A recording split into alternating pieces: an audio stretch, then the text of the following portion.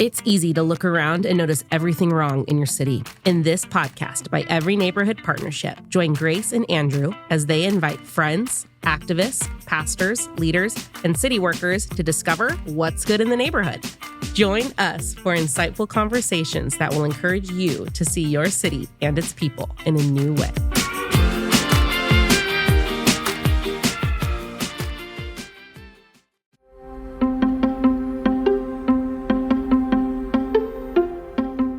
Welcome to What's Good in the Neighborhood. On this episode, we are kicking off a new series called The City, Seeing and Serving the Jesus Way. Grace, co-host, is out, had a little baby. So excited for her. She's spending time connecting with him. But in the meantime, wanted to have on the Reverend Dr. Randy White. He has been somebody that's been a mentor to me personally, just honestly value the guy's life, the way he lives. His kids love him still, live by them. I just love who he is as a person. But then Randy's work across the world and in Fresno has really shaped the work EMP is in. And so I wanted to have Randy on and just pick his brain, give us some of your foundational vision, biblical vision, your practical tools, and just your heart and your storytelling for this work. And so that's what this 6-part series is about. On this episode is called The Bible in the City, Why Place and Process Matter. And so it's Randy's kind of intro to the Bible's and place is really important. And we often miss that. So how do we miss God's heart for place? How can we reclaim that? And then we're kind of talking on some subjects that we'll expand upon on each episode. And we do a little bit of Randy's journey and story. We're also joined by Carlos Huerta of the Center for Community Transformation. Carlos is a great friend, co-partner in so much work. And so wanted to have him join us as well. So I know you're going to love this series. You're going to love this episode. It's a joy. So buckle up.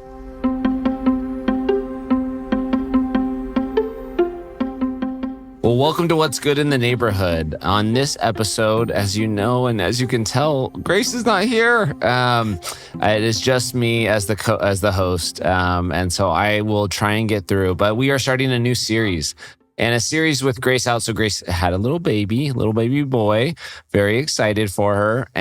But in this series, wanted to dive into a topic that I thought, okay, what could we do without Grace? But also something that, you know, as I've reflected on my own leadership journey, I've really been shaped by, I guess we had, I think in December, do an Advent Bible study, Dr. Randy White. And so wanted to have Dr. Randy White on to do some of the stuff that right when I started in Fresno, I had moved to Fresno. I took this class. It was a week-long whip of a class of exploring Fresno. We visited all over the city, tons of pastors and leaders. And Randy had given this journey of God's heart for the city, God's heart for how do you understand a city? What makes up a city? What are ministries and what is this Christian community development world all about? And that really became a pivotal lens and experience that shaped the way I think about the work. And I know EMP is directly impacted from that class and from that framework. And so Carlos and I were also talking about, man, we got to record Randy. We got to just get this basic stuff that he's done for years, decades and decades of his life experience. Let's do it in a little podcast format. So I am honored to be here with Carlos Huerta from the Center for Community Transformation and Dr. I've never said Reverend, but Reverend Dr. Randy White. So glad to be with you guys this morning. His Holiness would yeah. This is where some music comes in and plays. Both of you guys are great friends, great partners. We do a lot of stuff together. We just wrapped up a 4-week Redemptive Impact Accelerator on leadership. So it's part of my life joy to be able to spend time with you all. So thanks for being here. Here, and same for me. Absolutely. And this is my 3rd time back. Yeah, I think a 3rd-timers club or something. Yeah, I think you definitely be the top guest. I was talking to your brother this week, and he said, Andrew finally had me on his podcast. Then I sensed a little bit of hurt feelings. He's like, hey, when are you gonna have me on? And then I was like, actually, that's a pretty good idea. It's funny how you overlook the people closest to you, and we got a lot of, my grandpa listened to that episode. It was like almost in tears. Yeah, it was very sweet. It was a great episode. Carlos, maybe before we kick it over to Randy to kind of start us, like what has you now, just like I have like stolen Randy's content and Randy's some of this stuff, and you actually teach some of it for FPU. What has some of this, the things we're going to get into, we're going to do a 6-part series, by the way. The work that we're going to get into, what has it done in your life? How has it shaped you? How has it shaped CCT? Absolutely. Well, early in my college career, if you will, I was exposed to the CCT when it first opened at FPU. Oh, okay. And at that point, I was a social work major, thinking I was going to go into child protective services, which I did. Yeah.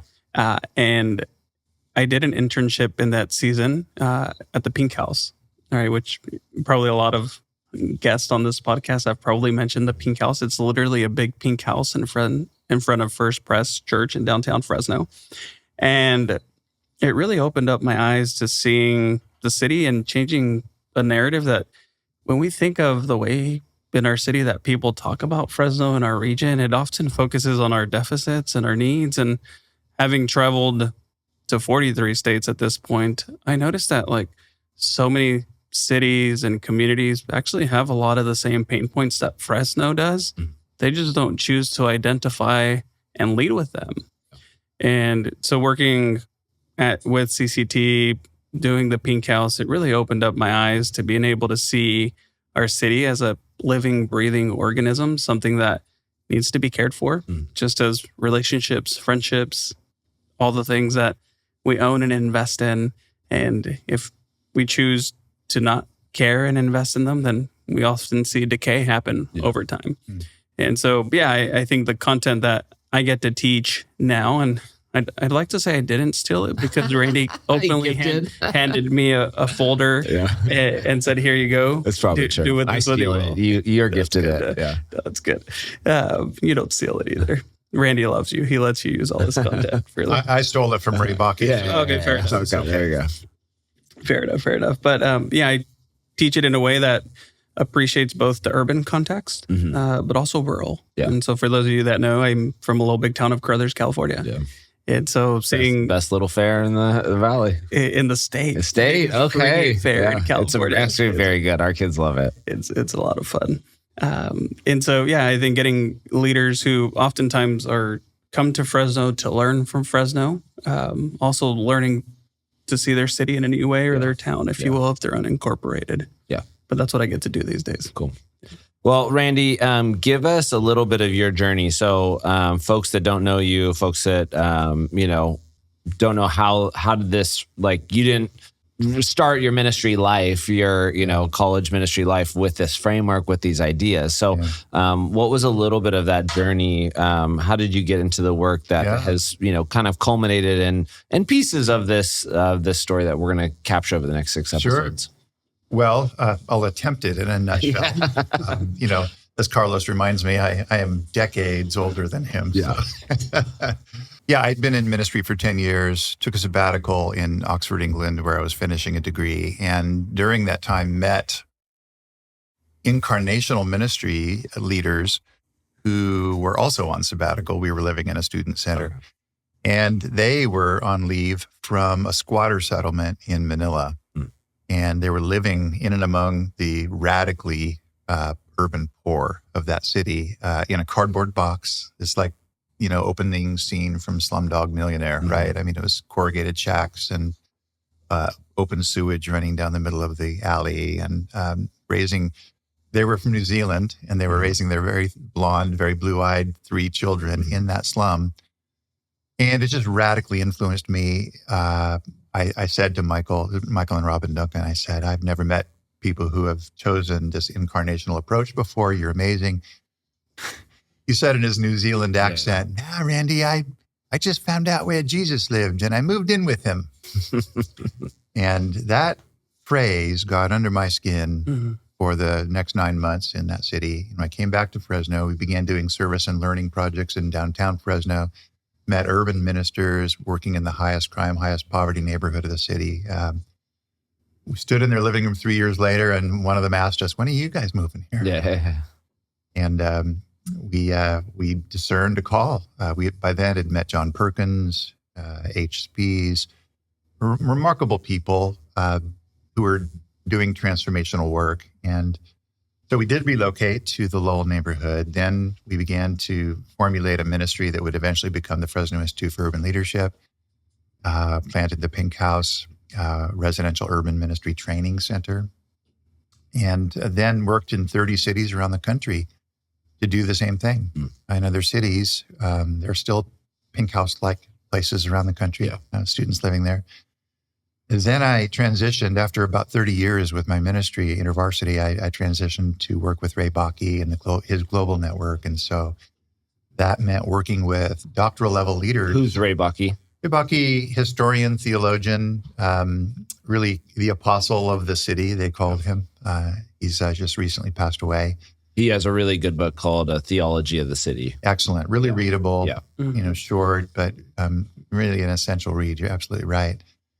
And I marched around the world with him, 5 continents, working with leaders from 39 countries. It was a remarkable, ironically, in settings much like that original squatter settlement that sparked it all. And so then the CCT asked me to start, the Fresno Pacific asked me to start the Center for Community Transformation, which is the CCT, which I led for 10 years. Handed it off to the one and only Carlos Huerta. And he's blown it up, man. I mean, in a good way. It's so much more than it was under my leadership, and doing remarkable things. I'm so proud of what's happening there. Now I'm supposedly retired, although I'm so exhausted this week. This week has been... Yeah, if you failed at something in your life, Randy, it was retirement. I am kind of realigning, reconfiguring. There are a lot of those silly metaphors using the word for replacing retirement. But basically, I'm helping local community benefit organizations do their strategic plans, think about the future. I'm also doing that on a national level with leadership foundations. So that's been really good. And there's more to that story. Maybe we'll get into later at some point. Yeah. There's a local Spanish-speaking pastor. He retired technically, but when I talked to him in Spanish, I was like, ya te retiraste. And he goes, Carlos, no, me jubilé. Jubilated. Yeah. Jubilated. And so he goes, I joyfully get to choose what I get to do next rather than retreat from what I have done for a long time. Exactly who that is. Well, as you began this deep dive, as like the vision was captured in your heart, what about the city? What about God's heart for cities? Like, you really have to begin to reread your Bible in a different way. So like, what did that, I don't know, how did that spark begin to light in you, and how is that shaped? Well, again, it was Ray Bakke that helped wake me up to this in a remarkable way.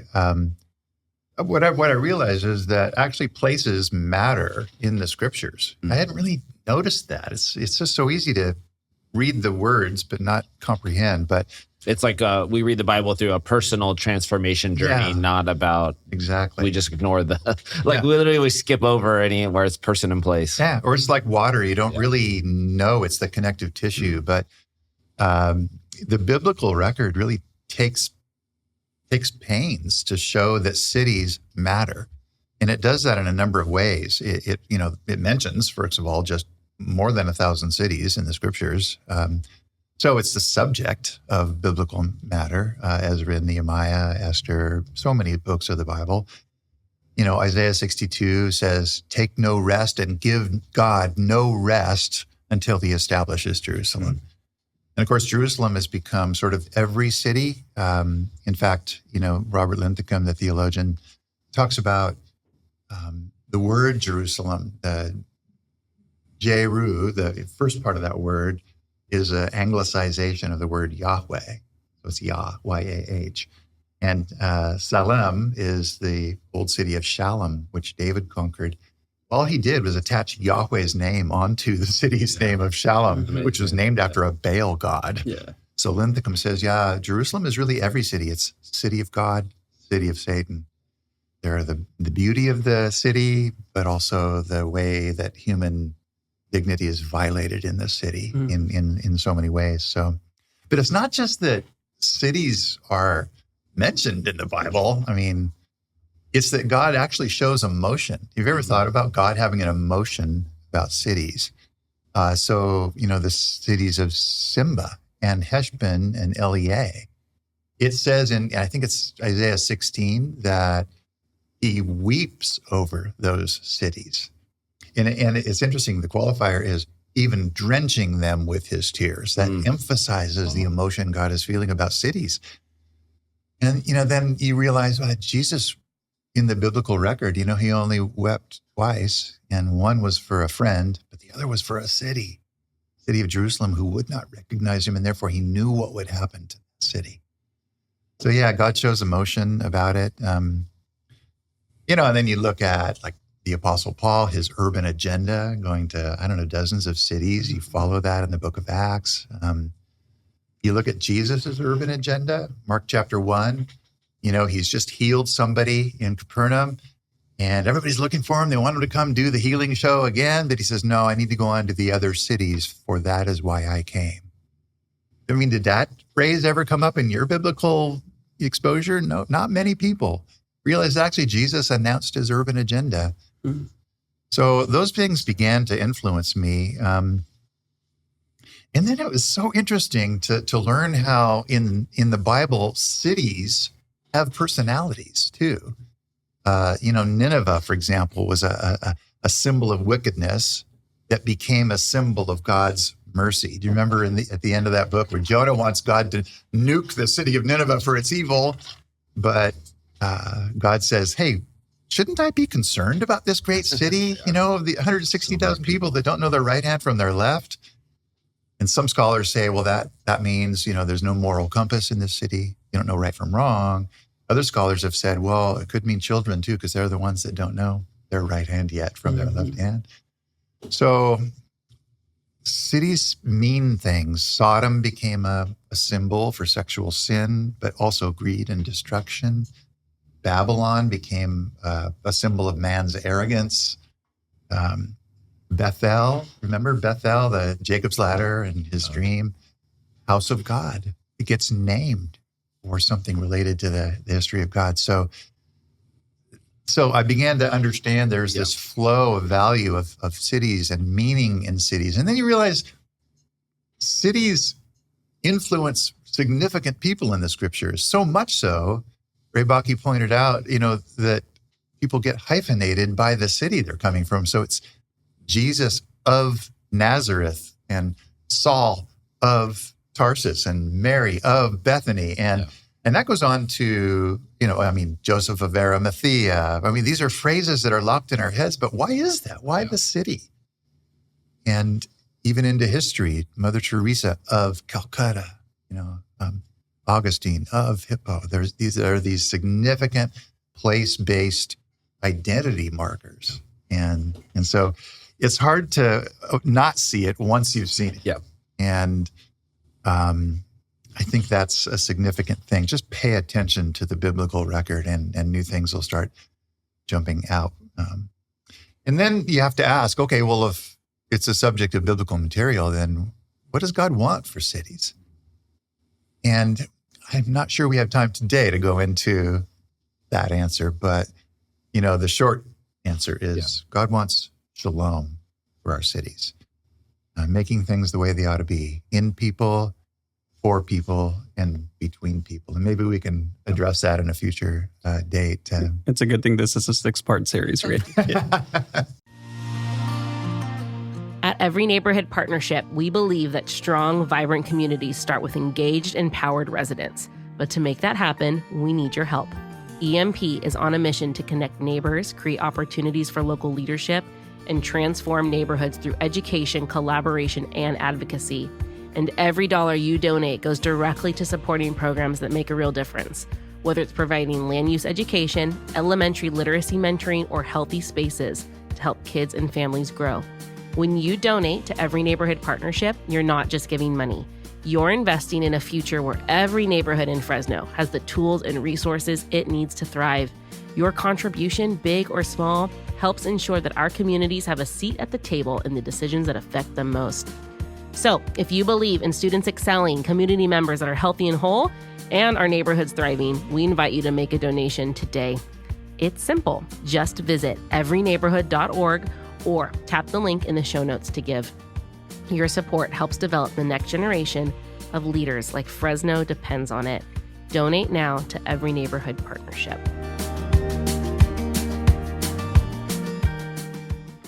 What you're saying is really significant because I think we're in such a highly mobile culture. If you just think of going back, thousands and thousands of years, you did not move. You stayed with your family in your place, and you were just deeply shaped by that culture. And I think we think we're not shaped by our place, but we really, really are. We still are very shaped by that place for really signs of positive and signs. I was at a conference and this lady's like, "Let me guess where you're from." I was like, "You can guess where I'm from?" And she's like, "You're from California, clearly. Like you have the California language and vibe." And she's like, "But you're kind of country, or you're not I can tell you're not an LA guy, And she's like, "You're maybe Central Valley." I was like, "What?" I'm like, I am shaped by the place I've lived. Whether I know it or not, people could see that in me. My son Joseph said the same thing recently. Somebody said, "You're from Fresno." He says, "How did you know?" Because their Fresno accent. Who knew? I'd like to know what that accent is. Yeah, I was mind blown. I used to often get folks when I was traveling, like, "You're definitely from California." Because you say, "No, like, yes, no, yes." I had somebody tell me one time, "You must work with youth a lot." I said, "Why?" She goes, "Because you use the word awesome a lot." It's like, I kind of do. Yeah, it's great. Yeah. And I will say this about Shalom, though, we're going to move on, but to go, when you ask about Shalom in a city, sometimes it's easier to know what doesn't have Shalom. Mm-hmm. And our eyes go first to those things. There's a theologian, Cornelius Plantinga, who coined the phrase, the vandalization of Shalom, when things are not the way they should be. And these are, include things like violence or lack of educational attainment, family chaos, that sort of thing. But for me, there's a simpler picture. I was leading a tutoring program in the backyard of a house in Lowell, and I came upon kids playing soccer in the side yard before the tutoring program started. And this one little girl, only girl on the team, she was kicking something. Yeah. She was the only one scoring. Yeah. She was dribbling the ball around all the boys. Her hair was flying behind her. She's in her little school jumper at the time. And afterwards, I came up to her and I said, "Hi, what's your name?" Because I had never seen her before. She just kind of looked at me, didn't say anything. And I used the little terrible Spanish that I know, and asked her, "¿Cómo te llamas?" And still nothing. Her cousin comes up to me and she goes, "She doesn't speak Spanish. She's deaf." And I said, "Oh, okay." So we gathered everybody into the tutoring room, and I took my seat in my little black Naugahyde chair, was reading, and her cousin came over and was reading right with me. But this little girl, I won't say her name, but she was standing at the door and she just would not come in. But I could see her eyes. She was looking at the boys who were working on the computer in the room. And she wanted to beat them at the games that they were playing on that computer, but she wasn't going to leave the door. So it went on like this for 2-3 weeks. Stood at the door, just looked. But one day I was in that same chair. Her cousin was at my side and I was reading, and the book was funny, and this little girl was laughing. And suddenly my heart kind of leapt when I saw this other little girl come across and join her cousin at my side. And so I was like, "God, thank you." And, we're reading the book. And I remember, this is the weirdest thing, but I was wearing a blue denim shirt with the sleeves rolled up. And pretty soon I feel these little fingers on my shoulder, And it's the cousin behind me, and she's kind of just feeling down my arm with, down the seam of the shirt, up and down, up and down. And I kind of glance back at her, and she doesn't realize she's doing this. She's into the book. Yeah. But it's absent-minded. And I thought, oh, that's really something. And then on my left arm, with my sleeve rolled up, I felt another set of fingers, and it was from this little girl, deaf girl. And she was taking the hair on my arm. She was picking it up, and she was rolling it around, and she's combing it down again. I didn't realize my arm hair was that long. But it's like, what the heck? She was looking at the book, and her little hearing aid was there, and she's leaning in. She was listening. This was absent-minded too. To me, that was kind of this cone of shalom that had descended over these two little girls, because I had heard them go home on a couple of occasions after the tutoring program and heard their father screaming at them from across the street, a father or an uncle, I don't really know, screaming at them, and it was usual. But here was a safe place with a hairy arm pastor type guy, that they could be free from that for this little period of time. So sometimes if shalom is hard to define, I think of that mental picture. And then you have to ask about what are the causes of the lack, girls by 12 years old were getting pregnant in my neighborhood. Yeah. You have to look at the larger issues that are facing that. So maybe we can talk more about that next time around. Well, and I would ask, Randy, you're taking us through this journey of but helping us understand that Scripture actually lays out these examples of cities, that cities matter, that God and Jesus both very much cared deeply for cities. And you give us examples of shalom. And I'm curious to what implications does this have for us? And I think through what, Ray Bakke famously said, I think we each will know this, is that we can't love our cities if we don't know them. Yeah. And so for us, how do we understand our city in our context? It's a great question. It's an essential question because, cities aren't just places. Think about it. They're processes. Cities are a collection of forces. Cities are not only the people driving into City Hall during the day, they're the night janitorial workers. They're not only the professionals in North Fresno, working in the banks, they're the sex workers working downtown at night or in other parts of the city. They're not only the principal of the school, but it's, I'll talk about this later, maybe a little bit. It's the security guard standing at the gate greeting every child with a fist bump as they enter school, smiling, saying, "Have a great day." So they're this process that's always in place. And as you think about city, you have to think about that process. So the process also includes, neighborhoods that are renewing and neighborhoods that are decaying. And you have to ask yourself, okay, if we come as followers of Jesus into this process that is the city, what's our role? And our role is always to have that redemptive impact. And so if cities are always in a process of decay and rebuilding, then what we bring as gospel people are commitments to renewal in that process. Isaiah 58, Isaiah 61 says, you'll rebuild the ancient cities. You'll restore the streets. You'll be called restorer of streets in which to dwell. That's the vision of that. If cities are kind of this interplay of ethnic enclaves and integration, you got neighborhoods that are one ethnicity right next to neighborhoods that are of another ethnicity, then people of the gospel are empowered towards reconciliation. That's what our ethos is. 2 Corinthians 5, we're called to be ambassadors. And if cities are cycles of political and economic dysfunction and success, we're called to the right use of power, the stewardship of the common good, Nehemiah chapter 5, where Nehemiah confronts the governors who are corrupt.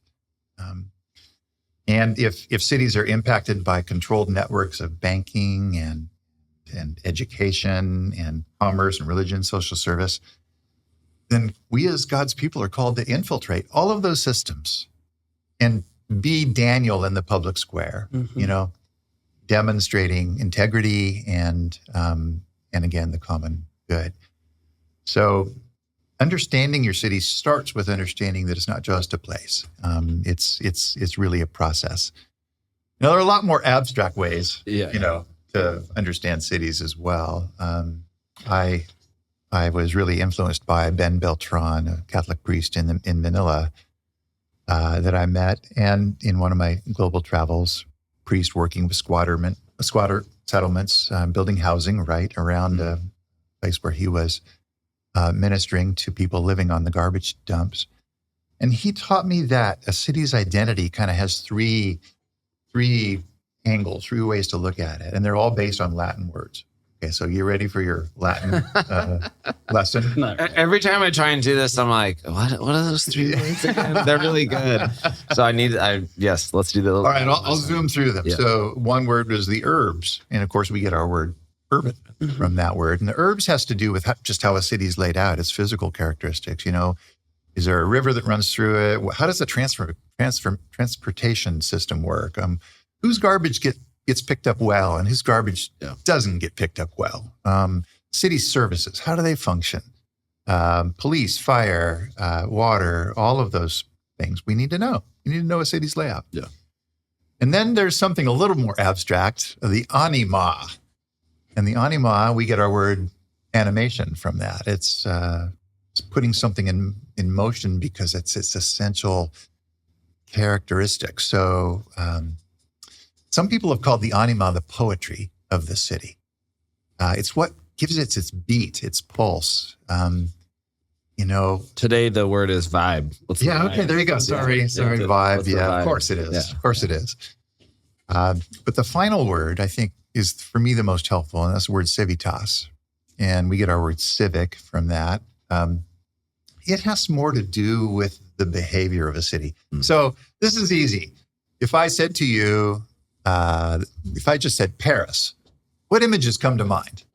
I'm out front on a cafe. Baguette. Yeah, with a baguette. With a baguette, right? Yeah. How about you, Carlos? What comes to mind? Smoking. I never smoked, but I'm smoking. I think of city streets, the Eiffel Tower. Eiffel Tower. Okay, what are people doing under the Eiffel Tower? Eating spaghetti Kissing. and having a lady in the treadmill. Yeah. Because Paris is all about romance and fashion and cappuccino. Leisure. And it's about beauty and all that. Okay, if I said Wall Street, what comes to mind? Cell phones, trades, the ringing of the bell. I was say suits and earpieces. Yeah. Non-stop yelling, movement. A lot of yelling. 100%. Money. Yeah. Power. Yeah. Okay. So see how instinctive this is, how easy it is. So how about Fresno? What's the civitas of Fresno? Taco trucks. Very good. Yeah. Hardworking. I mean, a little self-loathing. I feel like we're close to everything and close to nothing. Yeah. Gotcha. Yeah. So that's essential to think reflectively about your city. What's it known for? What's its behavior? Some cities have horrible histories, and that becomes part of its identity. But I think I'm with you. Fresno, hard work under the hot sun, resilient people. Agriculture, grapes, raisins. Yeah, very much so. So some of understanding a city is understanding it as a process. Some of it's understanding it sort of as it has an identity, a personality. Some of it is just very practical. You could literally take a map of Fresno and you could overlay, and ENP does an incredible job of this. You have these grids that you overlay. So there's one on educational attainment, and you can see what schools are doing really well, what schools are not. Interestingly, they follow the economic grid that you lay over a city. What are the poorest neighborhoods? What are the richest neighborhoods? Nearly identical to the economic attainment or the educational attainment. As long as with the environmental conditions, air pollution, water pollution. Exactly. Crime stats, all of those things. And so understanding your city using those layers, I think, becomes really important. And then I think understanding your city, not just from a needs-based, but from an asset-based. Who's the family of faith in Fresno, for example? What we learned is half the people of Fresno proclaim no faith. But the other half, 32% Catholic faith, 15% evangelical, 3% mainline and Orthodox. This is just in terms of the Christian faith. Yeah. Other faith traditions in the city as well are assets to our community. So that's important to understand the strength of God's people in a city and where they're positioned. And then you can simply do asset mapping. What are the institutions in your city or your neighborhood? What are the natural amenities? Who are the people in your neighborhood and what are their gifts? What associations exist in your neighborhood or your city? And what's the nature of the business or the economy in a particular neighborhood? These are we call this ABCD, it's asset-based community development. And just an example, in the neighborhood that Tina and I live in now, after 30 years in Lowell, we moved to the Jackson neighborhood, just 6 minutes to the east. And there's an old neglected space that has just become a place for a homeless encampment. And it looks terrible. It's a blight on the neighborhood. But we're working with Jackson's Community Development Corporation to turn it into a pocket park. And so we held community meetings. We took input from neighbors. Neighbors had great ideas. And then the city worked up some plans. What do you call those? Elevations. Yeah. And then neighbors voted on that, so the neighbors had a voice. Well, that's ABCD in its best incarnation. And so now we're in process. City is working through all the permitting, all that sort of thing. And we hope one day there'd be a beautiful little pocket park there as well. Can I name something there? The organizing, the mobilizing of people that what was once a blight, and it could have stayed as a blight, the collective power of voice in people and being able to see it as an opportunity. Yeah. So true, Carlos. I mean, and, Ron Duick with Jackson Community Development Corporation, it takes a catalyst to mobilize. Mm-hmm. And then she is careful to involve neighbors in that process. And so it's really the best of that. But you're right, it doesn't happen without a mobilizer. Yeah.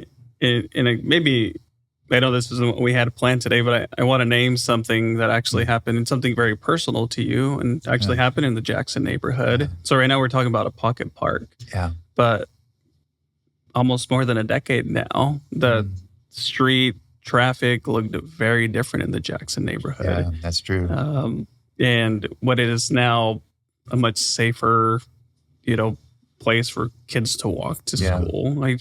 I'd wonder if we could even touch on that story a little bit. We actually got hyperlinked to a podcast episode with Joe White, Randy's son, who shared the story of his son being hit and the work that what he and Jackson CDC have done to really actually change, like you said, change the street structure. There's new stop signs. There's walking paths. Totally. That's I'll put it in the show notes. But we had Joe on. He's been on twice, Carlos. All right, so I got to listen. Next time I have him on. Hey, Joe, this is my third time I beat you to being third first. I will say, though, and I don't know if my son mentioned it or not, but that was a collaboration between Neighborhood Church, Jackson CDC, and the Center for Community Transformation. Did some research, right? We did all of the school research, how many kids have had problems on this street at Rowell Elementary and Jackson Elementary. Did all of that, put that together, presented that to the city, and we brought the city out. Neighbors talked to them. Remarkable, and thank God Noah wasn't hurt long term. He's doing great, but he wasn't the only one. Yeah, and now it's a safer, slower road. 2 lanes instead of 4 lanes, with bike lanes and sidewalks that they had never had before. Better signage, better lighting. Praise God for that. Yeah, absolutely. But that's where I come back to that power of Joe, something very personal happening there, but very much caring more than the situation. But there's other kids whose justice and peace and prosperity, their shalom was vandalized in that process. Yep. And being able to say, I think there's a different way of, instead of kids playing Frogger on their way to school with cars driving 70 miles per hour. Totally. Yeah. Well, I think what we're trying to do in this intro episode here is just also give you a little windshield of where we're going to go. And I mean, I have like so many thoughts and questions I want to ask you, Randy. But what I think even in that first piece you just covered is for the mentality and the vision and the hope, I think that I've been captured into this vision of God's heart for the city. You don't just live in a city or use the city or choose to abandon the city. The call of God is to enter in. What have you, over these times, what have you fallen in love with the city? Like, what are the things that you're like, man, like, yes, the scriptural vision has given me the mission and the call and the structure to say, God cares, you should care. But like, what do you care about now in the city? Yeah. Well, Again, I mean, I've lived in this city a long time, so there's a lot to fall in love with. I'd say the first thing is just I feel like we are in this blessed basin. We're 15 minutes, you can be in the orchard, right? 30 minutes, you're in the mountains. A couple of hours, you're at the beach. I do think that the old scripture, the boundary lines have fallen for me in pleasant places. It really hits home. Very true for me right now. I'd say the hardworking people that I've met, so many of them under the hot sun, they're literally grounded. They have dirt under their fingernails. And there's just something that takes all the superficiality out of a person when you somehow work with the earth. And that's not just people who are working in agriculture. That is people who have said, this place matters, what I do matters, how I am the principal of that school matters, how I am working with kids in the hospital matters, and I'm going to do that for the glory of God. It's that idea of a distributed church, not the church gathered, the church scattered. And I just met so many people that have that kind of dirt under their fingernails. The dirt of their professions done for the glory of God. That really has inspired me. But I think I maybe most of all love the collaborative spirit here. Leaders and agencies, churches willing to work together. And I think it's just because we realize, man, we're truly screwed if we don't. Yeah. Like this is like we have no chance of making an advance if we're just going to be in our silo. Work in our own and tell our good stories of our own work, but not somehow not move the needle on the issues that are facing us. Ever wondered what makes your neighborhood unique? Or the history of your city that shapes the places you love? Well, now you can explore the city like never before, right from your own car, using the Voice Map app. Introducing Every Neighborhood Partnership's Drive Tour, a self-guided audio tour that brings your community's history, landmarks, and stories to life. As you drive through local streets, EMP's Drive Tour will guide you with fascinating insights from people, places, and events that have shaped your neighborhood. Whether you're discovering hidden gems, learning about community activism, or simply enjoying a fresh perspective on familiar places, this tour is a great way to connect to your community in a whole new way. So what are you waiting for? Tap into Every Neighborhood Partnership Drive Tour today on Voice Map and get to know your community like never before. Download the Voice Map app, search for Every Neighborhood Partnership Tour, and start exploring today. Fresno's story is waiting to be discovered. One of the interesting pieces for you, Randy, is your career. Like when I took that class, that was probably in 2008 or 2010. You brought those global leaders also to Fresno. Mm-hmm. So you've been a chauffeur, guide to, I would imagine, hundreds of global leaders, people from all over the United States. Yeah. And they even reflect that back to you to say, hey, Fresno's interesting. This is a different place. This is a collab. There's something that exists here that is not in every place. Interesting you're saying that because just this week, for the last 4 or 5 days, I've hosted a leader from Cleveland, Ohio, who 10 years ago took a class like you did here in Fresno, where we talked about all of this, but also we showed God's work in action, what he had been building in the community. She had her life turned upside down so much. She went back to Cleveland, started working with a nonprofit in Cleveland, and began gathering people, involving them in the Christian Community Development Association. She takes 45 to 50 people a year from her city to CCDA now. I mean, she rivals Fresno in the number of people we send to CCDA, but she's crafted ministries inside her city, mobilizing God's people, doing what she was seeing people in Fresno doing.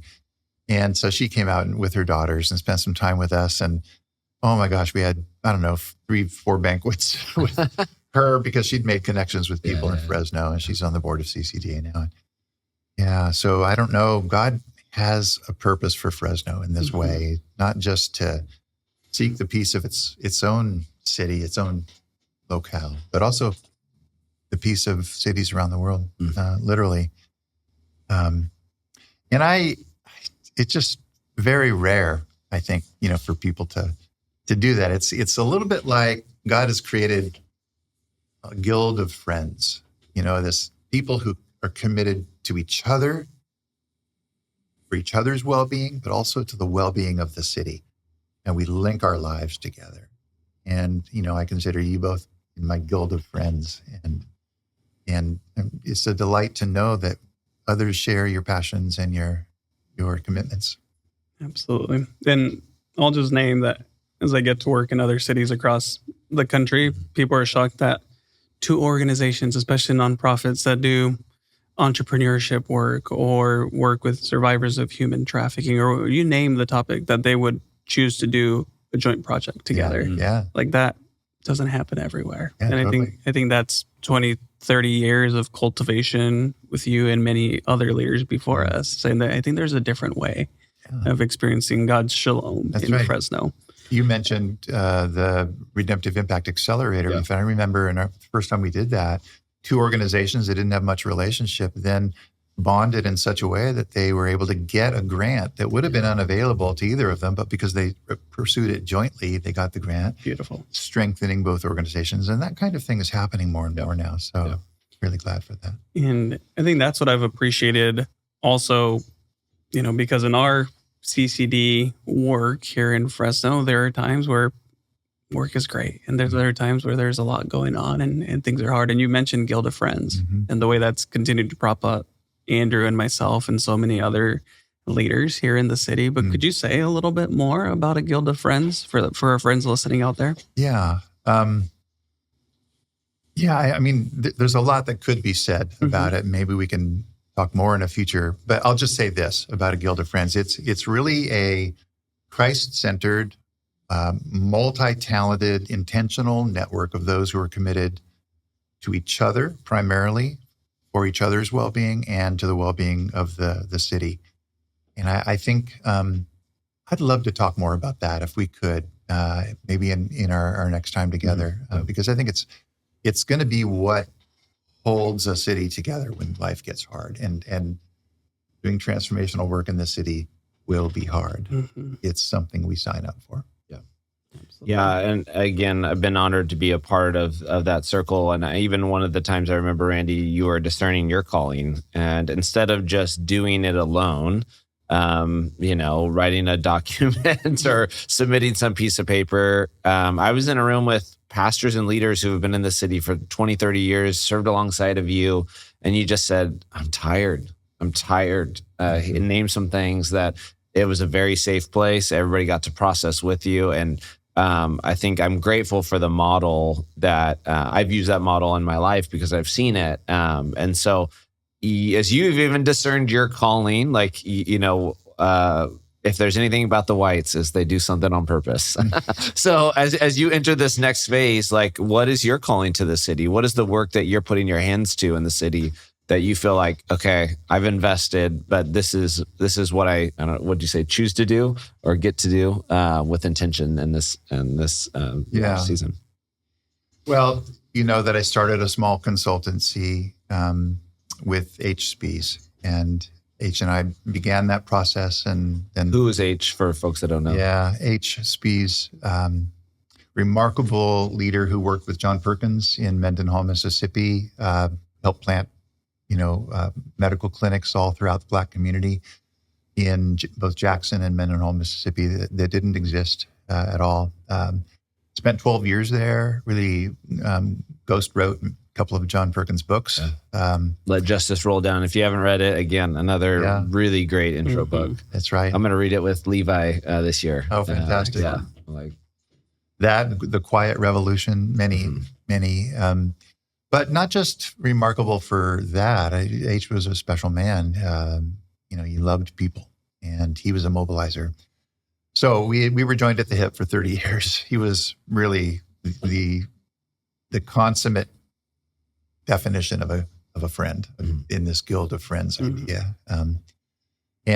So 5 months into our consulting work, he tragically passed away completely unexpectedly. And took me 4 or 5 months to kind of figure out how to move ahead. And, people started eventually asking me into things. So, but that consultancy now is focused on local and national opportunities to help organizations be ready for their future. And it's mostly, I listen, I encourage, maybe some advice, and I pray with and for. That's been my ministry. I love walking alongside leaders that are seeking the peace of their cities. And then we've relocated, as you know, to the Jackson neighborhood. We're involved in so many of those ways. I laugh because at this stage in my life, with a lot of knowledge and a lot of experience and a lot of information, the thing that I would point to most greatly is the work I do as a crossing guard for the local school. Because I'm ready for more simplicity in my life. And I have to say, the purest thing a person can do is help kids walk across a street. And what I didn't realize when I said yes to doing this was what a profound experience it would be, because I got to know parents, I get to know kids.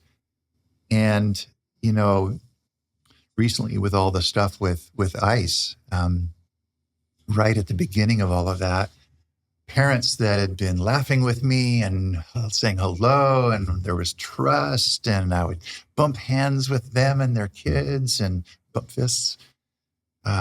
Suddenly we're like head down, walking across with no eye contact, fear on their faces. It was observable fear on their faces.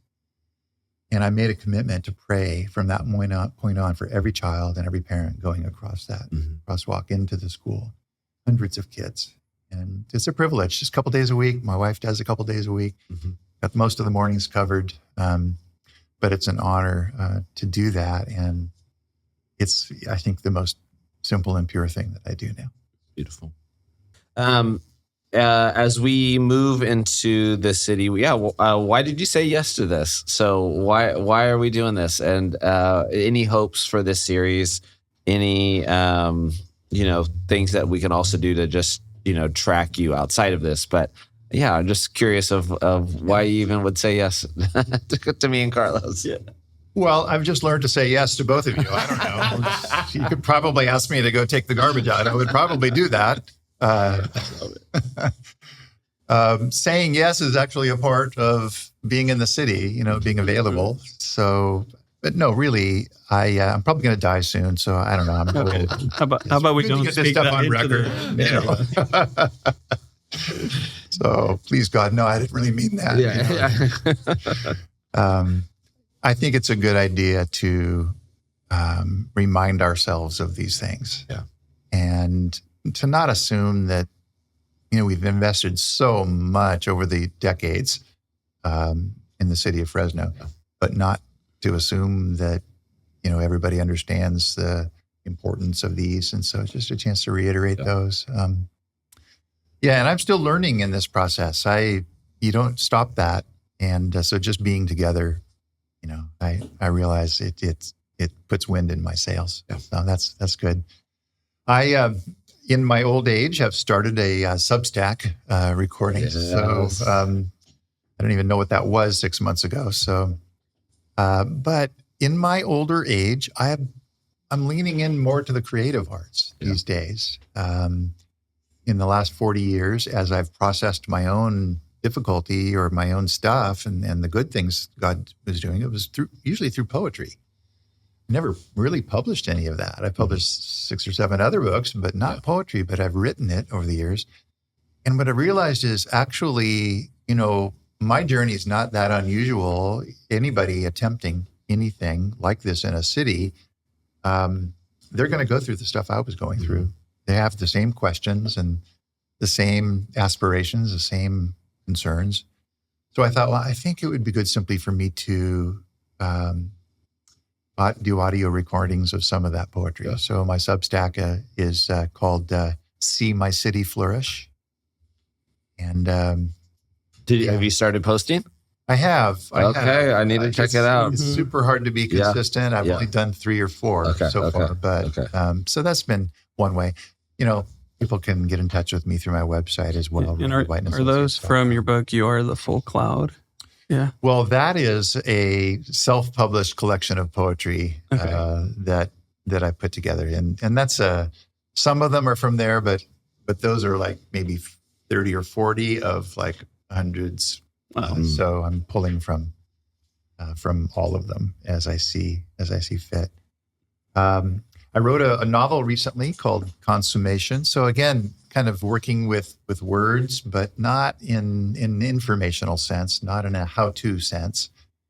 I decided to talk about, a leader trying to do transformation in the world. This is not my personal story, but it's me taking everything I've learned about that process and putting it in a fictional story so that people could see someone wrestling to do the right thing, facing the circumstances that would be barriers in the road toward that, both personally and vocationally, and yet seeing the hand of God work. So the novel is called Consummation, and grateful for the wonderful reviews it's received. Terrible sales so far, so that's okay. My wife reminds me that's not why you wrote it, Randy. Yeah. Well, I'm grateful, Randy. You said yes. Over these next, this will be about a 3-month series for our podcast. I'm really grateful for the chance to just kind of capture the dialogue, to learn. And then even Carlos, as you were adding in, it's like to even our expansion of the city and the work of the Valley vision too, to add to this conversation. So grateful to be in space with you guys. Absolutely. And as we often used to say, in the Valley as it is in heaven. Oh, yeah. Because we used to say in the city as it is in heaven, but I appreciate this expansion as we think through our other communities that are part of this. Mm-hmm. You also being a Bakersfield kid. Oh, Bakersfield. There is an accent. Yeah. We were listening to some Dwight Yoakam and Buck Owens the other day with the kids. They're like, what is this? I'm like, you guys got to know your roots. It's good to be with y'all. All right, good to be with y'all. Looking forward to it, and thank you again.